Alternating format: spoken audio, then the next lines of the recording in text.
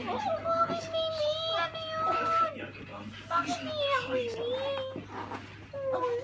Good girl ka ba? Uy! Good girl ba yung baby na yan? Ah? Good girl! Watch lang siya ng movie. Pag nag-work kami, good girl yung baby namin. Uy, naku naman, napaka-good girl naman talaga yung baby na yan. Oo, kiss mommy. Kiss mo ba ako?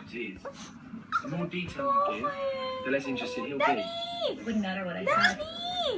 Ay, Daddy! Never could have filled another man would ever look twice at me. Oh, darling, you fishing for compliments? Daddy! Hmm? Hey, Daddy! You should know by now they only come from me when least expected. Now, I'll have a mint to feel busy. Smell the outfit. I don't care if he does. There's one thing that puts me Good off. girl yan, no? Dito siya sa loob ng hotel.